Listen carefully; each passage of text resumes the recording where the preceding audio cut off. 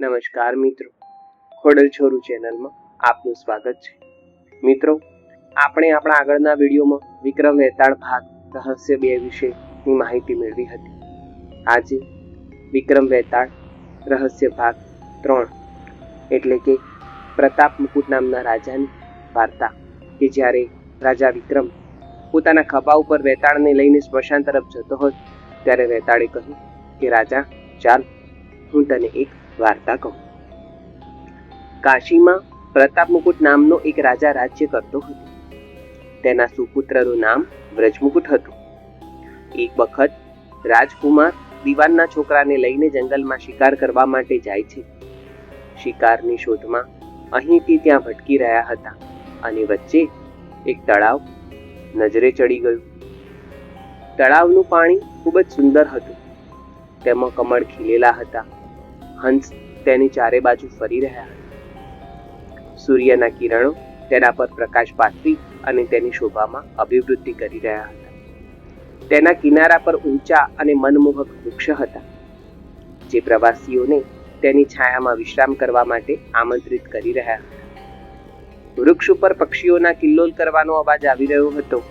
તેની બિલકુલ ઉપરના ભાગે ભગવાન શિવનું મંદિર હતું. જય મહાદેવ. બંને મિત્રો થોડી ક્ષણ માટે રોકાયા અને તળાવની સુંદરતાને માણી. તળાવના પાણીથી હાથ મોઢું ધોયું અને મહાદેવના મંદિરે દર્શન કરવા માટે નીકળી ગયા. બંને અશ્વોને એમણે મંદિરની બહાર બાંધી દીધા.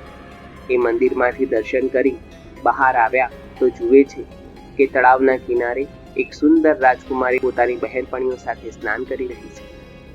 દીવાનનો છોકરો તો વૃક્ષની ઓથે બેસી ગયો અને આરામ કરવા લાગ્યો. પણ રાજકુમારીની સુંદરતા જોઈ રાજકુમારથી ન રહેવાયું અને તે તળાવ ઉપર ડગ ફરવા લાગ્યો. રાજકુમાર રાજકુમારીની નજીક આવી ગયો. રાજકુમારીએ તેને જોયો તો પણ તેના પ્રત્યે આકર્ષિત થઈ ગઈ. બંને એકબીજા સામે એક ધારું જોતા હતા. રાજકુમારીએ માથા પરથી કમળનું ફૂલ કાઢ્યું અને કાન પાસે લગાવ્યું.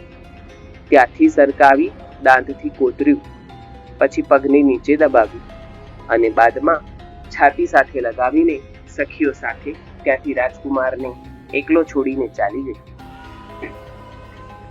રાજકુમારીની વિદાય પછી નિરાશવદને રાજકુમાર પોતાના મિત્ર પાસે આવ્યો, જે હજુ વૃક્ષની ટેકે આરામ જ ફરમાવી રહ્યો હતો. તળાવના કિનારે તેની સાથે શું થયું તે બધું તેણે પેલા પોતાના મિત્રને કહી સંભળાવ્યું. હું એ રાજકુમારી વિના જીવન વ્યતીત નહીં કરી શકું. મને તો તેના નામની પણ ખબર નથી અને તેના ઠામ ઠેકાણાની પણ નહીં. એ કેવી રીતે મને મળશે? દીવાનના છોકરાએ કહ્યું, રાજકુમાર, તમે આટલા ડરો નહીં.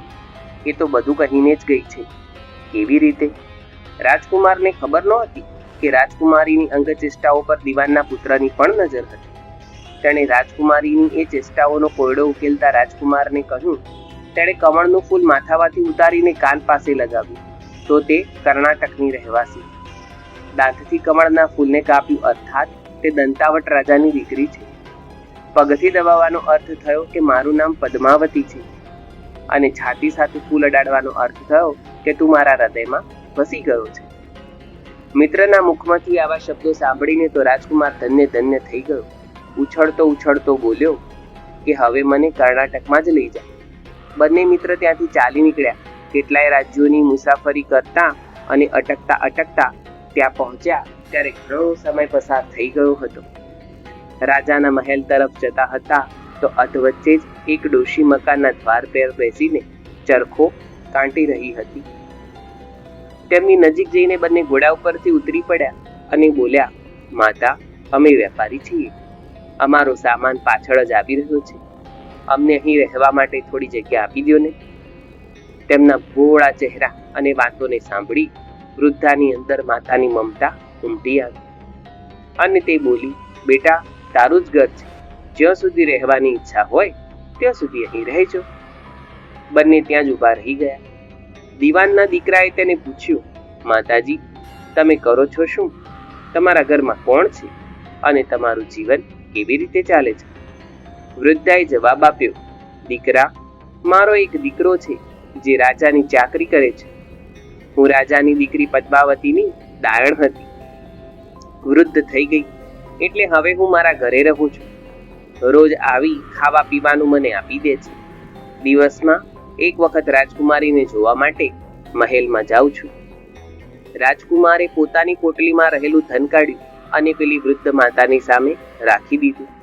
માં, કાલ જો તમે આ રાજમહેલમાં જાઓ તો રાજકુમારીને કહી દેજો કે જેઠ સુદ પંચમીના રોજ તને તળાવ ઉપર જે રાજકુમારનો ભેટો થયો હતો તે આવી ગયો છે.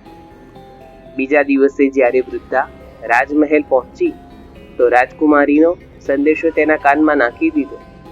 વૃદ્ધાની વાત સાંભળતા જ રાજકુમારી તો આગ બબૂલા થઈ ગઈ. પોતાની જગ્યાએથી ઊભી થઈ નજીકમાં પડેલી વાટકીમાંથી ચંદન લઈ બંને હાથમાં ચોપડી અને વૃદ્ધાના ગાલ પર તમાચો મારતી બોલી કે નીકળી જા મારા ઘરેથી. વૃદ્ધાએ મહેલમાં બનેલી ઘટના રાજકુમાર અને તેના મિત્રને કહી સંભળાવી. રાજકુમાર તો શું બોલવું એ માટે જ શબ્દો શોધી રહ્યો હતો. તેના મિત્રએ કહ્યું, રાજકુમાર, તમે ડરો નહીં, તેની વાતને સમજો. તેણે 10 આંગળીઓ સફેદ ચંદનમાં ડુબાડીને ગાલ પર મારી. તેનો અર્થ થયો કે 10 દિવસ પછી ચાંદની છે. તેના પછી અંધારી રાતમાં એ તમને મળવા આવશે.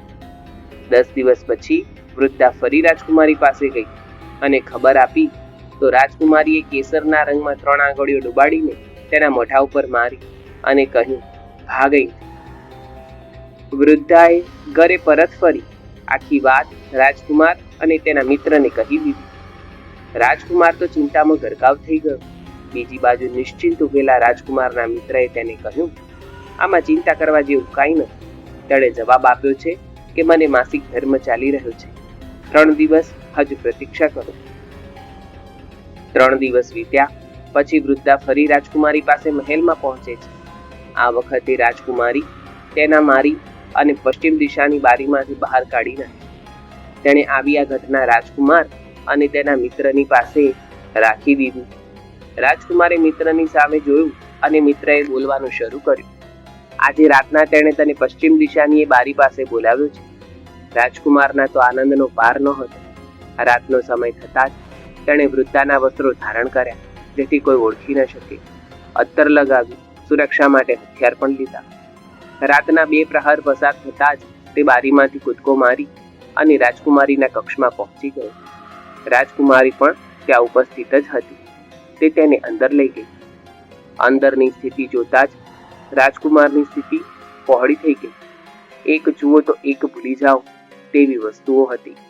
આખી રાત રાજકુમાર અને રાજકુમારીની સાથે રહ્યા. દિવસ ઉગવા આવ્યો એટલે કે રાજકુમારીએ રાજકુમારને મહેલમાં જ છુપાવી દીધો અને રાત થતા ફરી તેને પોતાના કક્ષમાં લઈ ગઈ. આ રીતે તો કેટલાય દિવસો પસાર થઈ ગયા. અચાનક એક દિવસ રાજકુમારને પોતાના મિત્રની યાદ આવી ગઈ.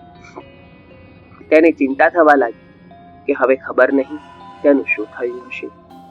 રાજકુમારના ચહેરા પર ઉદાસીનો ભાવ જોઈ તેને કારણ પૂછ્યું તો કહ્યું, એ મારો ખૂબ જ પ્રિય મિત્ર છે, ચતુર પણ છે. તેની હોશિયારીના કારણે જ તું મને મળી શકી છે. રાજકુમારીએ કહ્યું કે હું તેના માટે ખૂબ જ સ્વાદિષ્ટ ભોજન તૈયાર કરાવી અને તારા હાથે મોકલું છું. તું તેને ભોજન કરાવજે અને પછી પરત આવી જજે. સ્વાદિષ્ટ ભોજન લઈને રાજકુમાર પોતાના મિત્ર પાસે પહોંચ્યો. મહિનાઓ થઈ ગયા તેઓ મળ્યા ન હતા.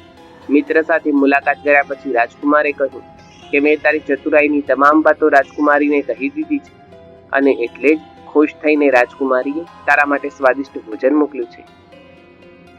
દીવાનનો છોકરો તો વિચારમાં પડી ગયો. એ કટાણું મોઢું કરીને બોલ્યો, આ તે સારું ન કર્યું. રાજકુમારીને ખબર પડી ગઈ કે જ્યાં સુધી હું છું ત્યાં સુધી તે તને પોતાના વશમાં નહીં કરી શકે. એ કારણે જ તેણે આ ભોજનમાં ઝેર નાખીને મોકલ્યું છે. આટલું બોલ્યા પછી દીવાનના પુત્રએ ભોજનમાંથી એક લાડવો ઉઠાવ્યો અને કૂતરાની આગળ નાખ્યો. કૂતરો લાડવો ખાતાની સાથે જ મૃત્યુ પામ્યો. રાજકુમારને ખોટું લાગી ગયું. તે ગુસ્સામાં બોલવા લાગ્યો, આવી સ્ત્રીથી તો ભગવાન બચાવે, હું હવે તેની પાસે નહીં જાઉં. દીવાનનો છોકરો બોલ્યો, ના, હવે તો એવો ઉપાય શોધી કાઢવો જોઈએ કે આપણે તેને ઘરે જ લઈ જઈએ. અહીં કેટલા દિવસો કાઢીશું? આજે રાતે જ તું ત્યાં જા. રાજકુમારી જ્યારે ઊંઘી જાય ત્યારે તેની ડાબી જાંઘમાં ત્રિશૂળનું નિશાન બનાવજે અને તેના ઘરેણા લઈ અને પાછો આવતો રહેજે. રાજકુમારે તો બસ આમ જ કર્યું. રાજકુમારીના મહેલમાંથી બધા ઘરેણા ચોરીને લાવ્યા પછી તે પાછો દીવાનના છોકરા પાસે ગયો. દીવાનનો છોકરો તૈયાર જ હતો. તેણે સાધુનો વેશ ધારણ કર્યો અને સ્મશાનમાં બેસી ગયો. રાજકુમારને આદેશ આપ્યો કે રાજકુમારીના ઘરેણા બજારમાં વેચી નાખ. કોઈ પકડે તો કહેજે કે મારા ગુરુ પાસે ચાલો અને તેને અહીં લાવજે. રાજકુમાર ઘરેણા લઈને શહેરમાં ગયો અને મહેલની નજીક જ આવેલી સોનાની દુકાને બતાવ્યા. જોતા જ સોની ઓળખી ગયો અને સેનાપતિ પાસે ગયો. સેનાપતિએ પૂછતાછ કરી તો રાજકુમાર પાસે જવાબ તૈયાર હતો. મારા ગુરુએ આપ્યા છે. ગુરુ પણ પકડાઈ ગયો અને રાજાની સામે પ્રસ્તુત કરવામાં આવ્યા.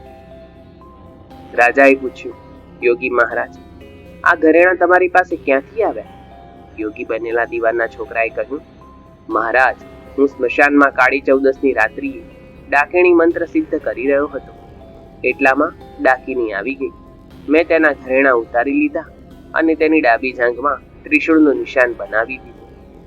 આટલું સાંભળીને રાજા મહેલમાં ગયો અને રાણીને કહ્યું, મહારાણી, જુઓ તો પદ્માવતીની ડાબી જાંઘમાં ત્રિશૂળનું નિશાન તો નથી ને? રાણીએ જોયું તો સાચે નિશાન હતું. રાજાને ખૂબ દુઃખ થયું. બહાર આવી ને તેને યોગીને એક બાજુ લઈ જઈ બોલ્યો, મહારાજ, ધર્મશાસ્ત્રોમાં આવી જુઠ્ઠી સ્ત્રીઓ માટે શું દંડ છે? યોગીએ જવાબ આપ્યો, રાજાજી, બ્રાહ્મણ, ગાય, સ્ત્રી, છોકરો અને પોતાની આશરે રહેનારાના હાથે કોઈ ખોટું કામ થઈ જાય તો તેને દેશપાત કરી દેવામાં આવે છે. રાજાએ યોગીના મુખેથી આ શબ્દો સાંભળ્યા અને પદ્માવતીને ડોલીમાં બેસાડીને જંગલમાં છોડી આવવાનો હુકમ કર્યો. જંગલમાં એકલી ડોલી છોડી રાજાના સેવકો પાછા ચાલ્યા જાય છે. આ તકની તાકમાં જ રહેલા રાજકુમાર અને તેનો મિત્ર ત્યાં જ ઉપસ્થિત હતા. રાજકુમારીને જંગલમાં અધવચ્ચે રડતી જોઈ તેની નજીક આવ્યા અને તેને સાંત્વના આપી પોતાના રાજ્યમાં લઈ ગયા. વેતાલે વિક્રમના જમણા ખભા પાસેથી માથું ફેરવી ડાબા ખભા ઉપર નાખ્યું અને બોલ્યો, રાજન, તો તું મને કહે કે પાપ કોને લાગ્યું? વિક્રમે વેતાળને કહ્યું, પાપ તો રાજાને જ લાગશે. દીવાનના દીકરાએ પોતાના સેવક હોવાનો ધર્મ નિભાવ્યો. સેનાપતિએ તો રાજાનું કહેવાનું માન્યું અને રાજકુમારે પોતાના મનોરથને સિદ્ધ કર્યો. રાજાએ પાપ કર્યું, જેણે આગળ પાછળનું કાંઈ પણ વિચાર્યા વિના પદ્માવતીને દેશ નિકાલની સજા આપી દીધી. વાહ રાજા વાહ, શું તારી ચતુરાઈ! પણ મેં કહ્યું હતું કે તું બોલતો નહીં, તું બોલ્યો, માટે હવે હું જાઉં છું. રાજાના ખભા ઉપરથી મળદું ઉડી ગયું અને સિદ્ધવડ ઉપર આવીને લટકી ગયું. રાજાએ ભારે જહેમત બાદ તેને ફરી ઉતાર્યો અને ખભે નાખ્યો. વેતાળે તેના ખભા ઉપર બેસતા જ કહ્યું, રાજન, તું ખૂબ જ જિદ્દી સ્વભાવનો છે. કાંઈ વાંધો નહીં, જોઈએ કે તારું ધૈર્ય કેટલું ટકે છે. તો મિત્રો, આ હતો વિક્રમ વેતાળ રહસ્ય કથાનો ભાગ 3. આગળ શું બન્યું અને શું બનવા જઈ રહ્યું છે તે જાણવા માટે અમારી સાથે જોડાયેલા રહો. અને હા, આગળનો ભાગ જોવાનું ચૂકશો નહીં. અને તમે નવા હોય તો અમારી ચેનલને આજે સબસ્ક્રાઇબ કરો અને લાઈક અને શેર કરવાનું ભૂલતા નહીં. જય મહાદેવજી, જય મા ખોડિયાર.